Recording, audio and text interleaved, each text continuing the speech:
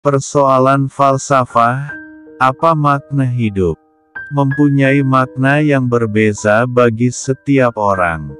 Kekaburan pertanyaan ini terwujud dalam perkataan, makna, yang menyebabkan persoalan ini boleh ditaksif dengan pelbagai cara, umpamanya. Apakah puncanya hidup? Apakah sifatnya hidup, dan sifat alam semesta kita? Apakah maksudnya hidup? Apakah yang bernilai dalam hidup kita? Apakah tujuan hidup ataupun tujuan dalam kehidupan seseorang? Soalan-soalan ini telah menimbulkan pelbagai jawaban yang bertentangan serta perdebatan dari teori-teori saintifik ke teori-teori falsafah, teologi dan penjelasan-penjelasan rohaniah.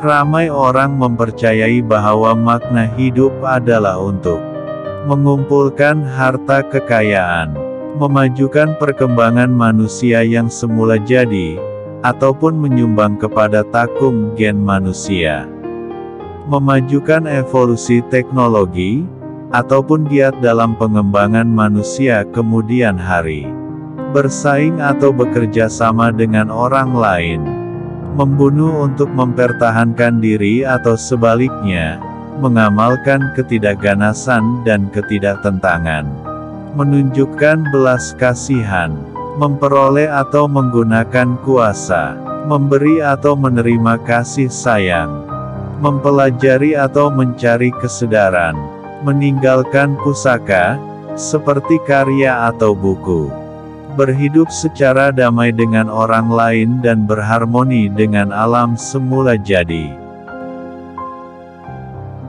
memburu idaman, impian ataupun takdir, memahami, berbaik dengan, ataupun mencapai perpaduan dengan orang lain, mencari hakikat, pengetahuan, pemahaman ataupun kebijaksanaan, mencari dan memperoleh sifat baik, atau hidup dalam kemuliaan, mencari dan memperoleh keindahan, mencari kebebasan, baik dari segi fisikal, mental, keuangan ataupun rohaniah, mencari kebahagiaan dan berkembang maju, mengalami nikmat atau meraihkan, berkhidmat kepada orang lain atau melakukan perbuatan baik, hidup sahaja sehingga mati tiadanya tujuan umum ataupun firdausi.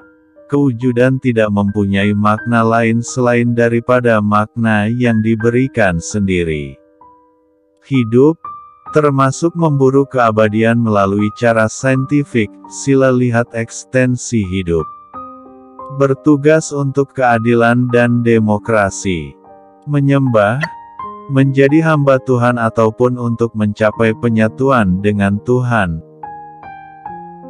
Yang dipersetujui oleh ahli-ahli sains dan ahli-ahli falsafah tentang makna hidup adalah anggapan bahwa seluk-beluk hidup, yaitu alam semesta, dapat ditentukan. Oleh sebab itu, makna hidup boleh diperolehi melalui pemahaman seluk-beluk alam semesta, termasuknya seluk-beluk badan manusia. Walau bagaimanapun, sebenarnya tiada pandangan saintifik mengenai maksud hidup biologi selain daripada fungsi biologi yang dapat dilihat, yakni untuk meneruskan dan membiak diri. Dalam hal ini, sains cuma menanyakan soalan-soalan kuantitatif seperti, apakah yang dibuat, dengan cara apa, serta sejauh mana, dan bukannya, bagi tujuan apa.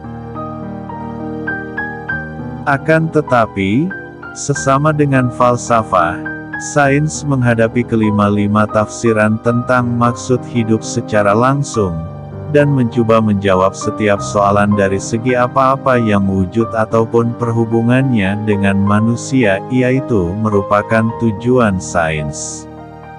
Oleh sebab ini, persoalan, apakah asalnya hidup, telah menghasilkan teori dentuman besar dan teori evolusi yang menerangkan dari mana datangnya alam semesta, matahari, planet dan manusia, akan tetapi ia tidak dapat lagi menerangkan asalnya bentuk hidupan mikroskop yang pertama. Sebilangan ahli sains menganggap bahwa hidup di bumi bermula apabila kilat, komet atau meteor ataupun peristiwa kemalangan yang lain menimpa dan menyebabkan sekumpulan sebatian organik bergabung untuk menjadi sel primitif. Sel ini boleh membiak dan kemudiannya berkembang menjadi bentuk-bentuk hidupan yang lebih tinggi. Berdasarkan teori-teori yang sama ataupun lebih kurang sama, sebilangan ahli falsafah telah mengatakan bahwa oleh sebab hidup adalah kebetulan sepenuhnya, kita tidak boleh menjangka bahwa hidup mempunyai makna apa-apa selain daripada pengekalan diri melalui pembiakan. Bagi menjawab persoalan, apakah sifatnya hidup dan alam semesta kita, ahli sains telah mengemukakan pelbagai teori ataupun pandangan dunia sejak beberapa abad dahulu, termasuknya pandangan heliosentrik Nicolaus Copernicus dan Galileo Galilei, alam semesta mekanik lancar René Descartes dan Isaac Newton, teori kerelatifan Albert Einstein serta teori camuk Benoit Mandelbrot, untuk memahami alam semesta kita. Pada waktu yang sama, ramai ahli sains dalam bidang biologi dan perubatan telah membedah mayat manusia secara terperinci untuk memperolehi kefahaman sifat hidup biologi. Persoalan, apakah maksud hidup? Telah menumpukan perhatian ahli-ahli sains kepada persoalan maksud serta bagaimana ia diperolehi dan dikemukakan. Sila lihat semiotik. Soalan ini telah diperiksa dengan teliti dari segi perhubungan di antara hidup dengan persekitaran alam semesta, dan sebaliknya. Oleh sebab itu, dari segi sains, maksud hidup merupakan, apa itu hidup, apakah yang dibuatnya, dan mengapa ia membuat begitu.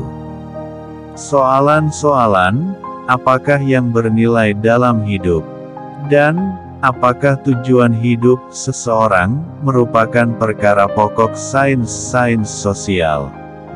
Soalan-soalan sebegini telah diperiksa dengan teliti oleh ahli-ahli sains setiap hari dari segi bentuk-bentuk hidupan yang dikaji dalam pencobaan untuk menerangkan kelakuan dan interaksi manusia termasuk juga setiap jenis haiwan. Penyelidikan nilai telah menghasilkan bidang ekonomi dan sosiologi. Penyelidikan motif yang membayangkan apa yang bernilai bagi seseorang, dan persepsi nilai merupakan perkara bidang psikologi.